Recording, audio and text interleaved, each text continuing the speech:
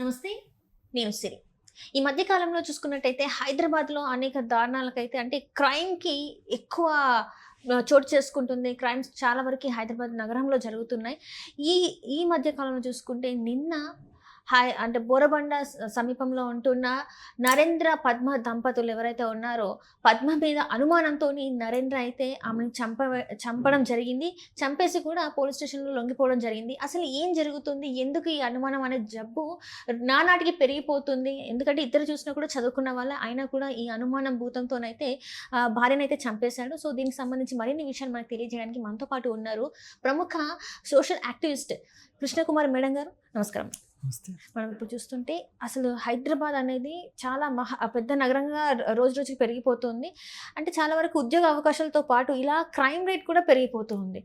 ఈ మధ్య కాలంలో చూసుకుంటే మనమే మాట్లాడుకుంటున్నాం ఎంతవరకు ఎన్ని క్రైమ్స్ జరుగుతున్నాయి, భార్యను భర్తను చంపుకోవడం ఇలాంటివన్నీ చాలా వరకు ఎక్కువైపోయాయి. ఇప్పుడు చూస్తే బోరబండలో కూడా భార్య మీద అనుమానంతో గొంతు నులిమి చంపేయడం జరిగింది. తను చంపేసిన తర్వాత కూడా పోలీస్ స్టేషన్లో లొంగిపోయాడు. దీన్ని మనం అసలు ఎలా చూడాలంటారు? మనం అంటే మన భారతదేశంలోనే ఒక పర్టికులర్ ఒక సైకాలజీ ఉంది.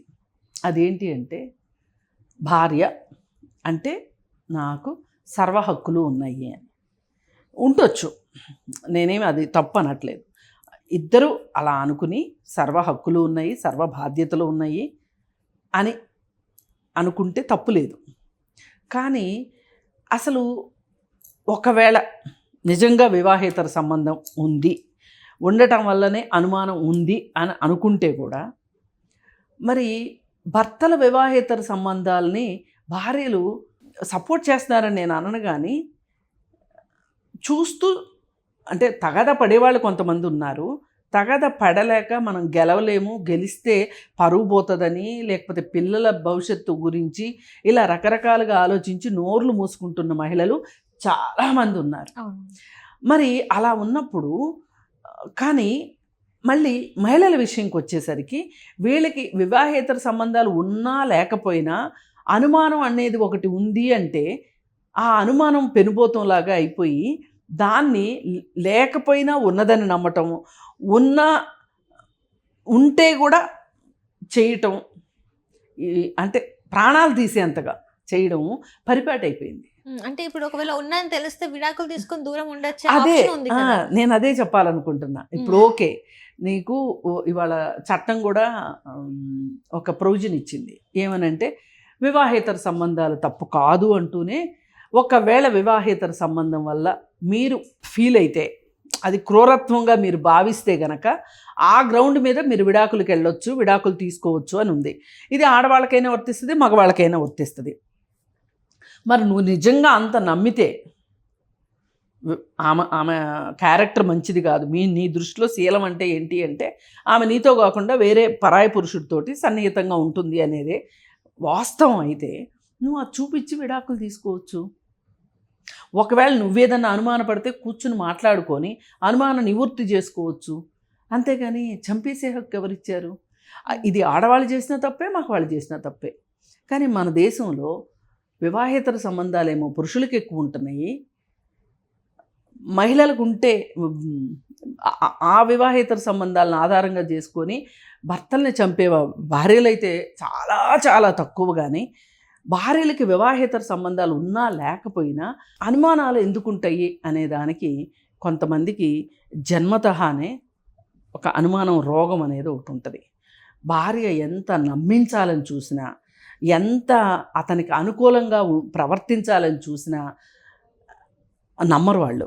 ఇది ఒక జబ్బు. అది కొంతమందికి పుట్టుకతోనే ఉంటుంది. ఇది ఎట్లా అంటే ఒక మానసికపరమైన జబ్బు ఈ అనుమానం అనేది. కొంతమంది ఆడవాళ్ళకు కూడా ఉంటుంది ఈ జబ్బు, మగవాళ్ళకి ఈ జబ్బు ఉంటుంది. ఈ జబ్బు వల్ల వాళ్ళు ఎక్కువ అనుమానిస్తారు.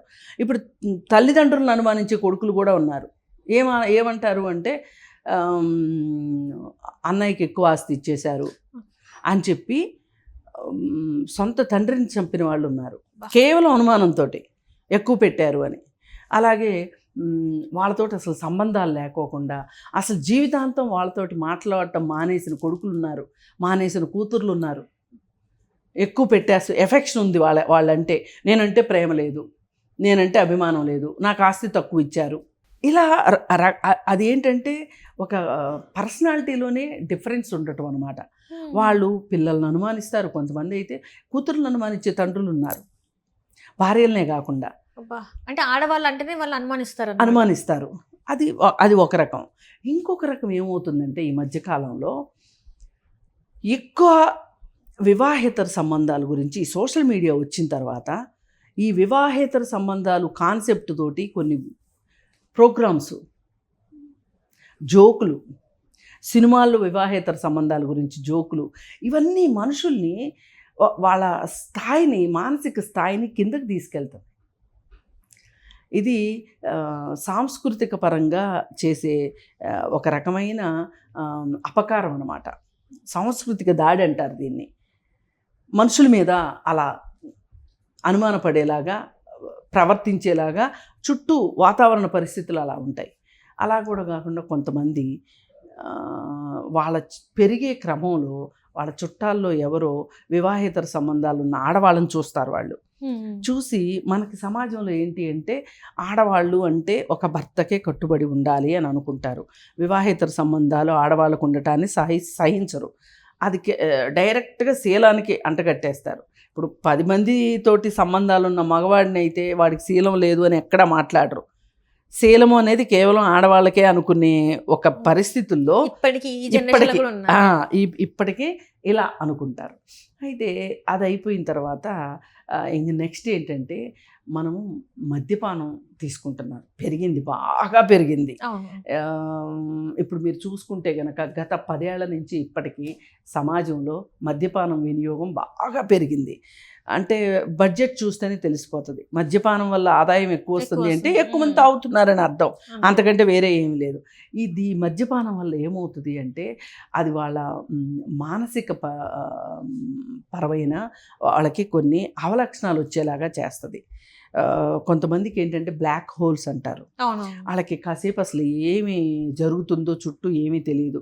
అంటే వాళ్ళు ఏదో లోకంలోకి వెళ్ళిపోయి అలా స్తబ్దుగా ఉండిపోయి మళ్ళీ కాసేపటికి మన లోకంలోకి వస్తారు.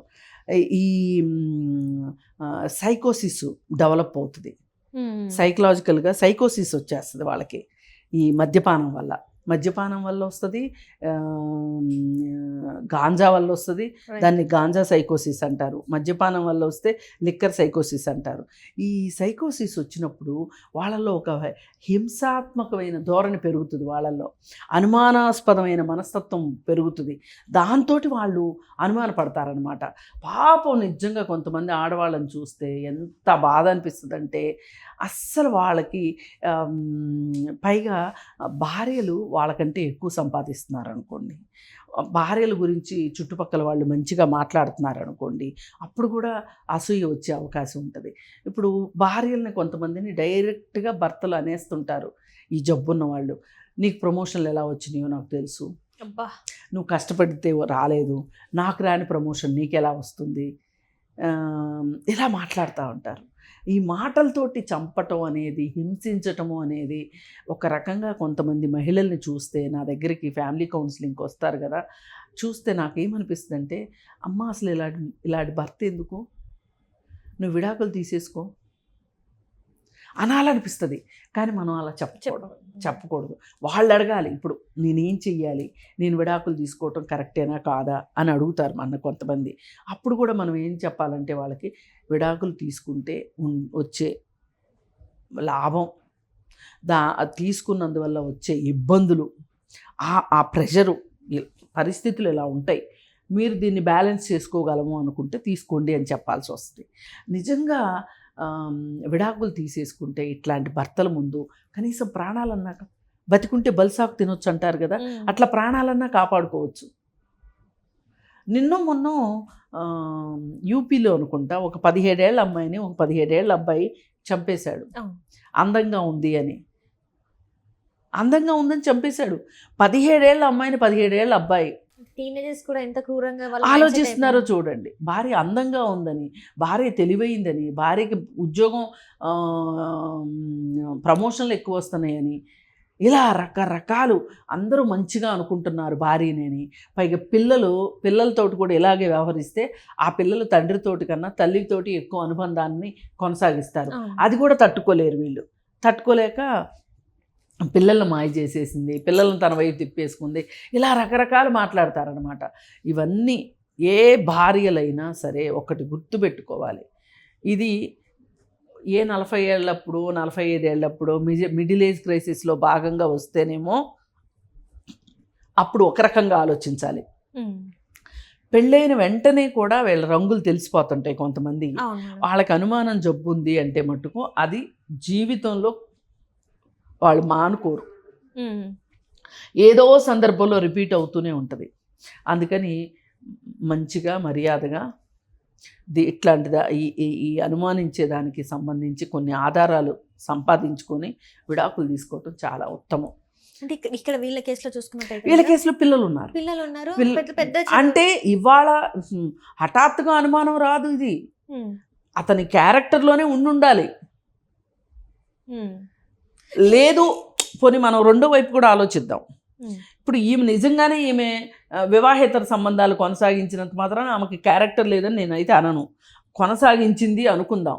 అలాంటప్పుడు ఆవిడైనా సరే ఆలోచించి, ఇప్పుడు నేను వివాహేతర సంబంధంలో ఉన్నాను, అతనికి ఇష్టం లేదు, అతను నన్ను అనుమానిస్తున్నాడు, ఎందుకు ప్రశాంతంగా ఆయన జీవితం అయిందే, నా జీవితం నాది అని సపరేట్ అయినా అయ్యి ఉండాల్సింది, అతనైనా సపరేట్ అయ్యి ఉండాల్సింది. కానీ అతను ఆల్రెడీ ఒక మనస్తత్వంలో ఉన్నప్పుడు, అతన్ని ఒక సైకలాజికల్ డిజార్డర్ అయినప్పుడు ఈ అనుమానము అనేది అతను ఎందుకు డెసిషన్ తీసుకుంటాడు? అప్పుడు డెసిషన్ తీసుకోవాల్సింది ఎవరు? ముందడుగు వేయాల్సింది ఎవరు? భార్య. అందుకని ఏ రకంగా చూసినా నేను ఒకటే చెప్పదలుచుకున్నా, అది మానసికపరమైన కారణమా, లేకపోతే ఈర్ష్య అసూయదోట, లేకపోతే ఇంకోట అనేది అనవసరం. మీకు చంపే హక్కు లేదు భార్యని. ఇలాంటి వాటికి అంటే సైకియాట్రిస్ట్ దగ్గర ఒకవేళ ట్రీట్మెంట్ తీసుకుంటే వీళ్ళకి జబ్బు అనేది నయమయ్యే అవకాశం ఉందంటారా మేడం? అంటే వెరీ బిగినింగ్ అయితే ఏమో చెప్పలేము. ఇప్పుడు కొన్ని ఇన్సిడెంట్లు చూసి ఇలాంటి నిర్ధారణకు వచ్చేవాళ్ళు ఉంటారు. వాళ్ళకి కౌన్సిలింగు, థెరపీల ద్వారా వాళ్ళ మనసులో ఉన్న ఒక వైరింగ్ ఉంటుంది, దాన్ని రీవైరింగ్ చేస్తే పోయే అవకాశం ఉంది. కానీ అది ఒక బలంగా పాతుకుపోయిన మానసికపరమైన జబ్బు అనుకోండి. ఇప్పుడు ఫ్యామిలీ కౌన్సిలింగ్కి వెళ్తే ఇవన్నీ తెలుస్తాయి. అందుకే నేనేమంటానంటే, ఆ రోజుల్లో ప్రీమ్యారిటల్ కౌన్సిలింగ్ అనేది ఈ రోజుల్లోనే ఎవరు దాన్ని ఫాలో కావట్లా. ఆ రోజుల్లో వాళ్ళు అవుతారని మనం అనుకోవటానికి లేదు. ఏ వయసు వాళ్ళైనా సరే మీకు ఇబ్బందికరంగా ఉంది, మీకు ఈ రిలేషన్ ఒక సఫకేటింగ్గా ఉంది, ఊపిరి ఆడట్లేదు, నేను ఈ రిలేషన్లో ఉండలేను అనుకుంటే కనుక ఫ్యామిలీ కౌన్సిలింగ్కి వెళ్ళటం బెటర్. వెళితే మనకు ఒక క్లారిటీ వస్తుంది, మనం ఒక నిర్ణయం తీసుకుంటానికి అది ఒక మంచి అవకాశము, అది ఒక దారిస్తుంది, పాతిస్తుంది అని అనుకుంటాం.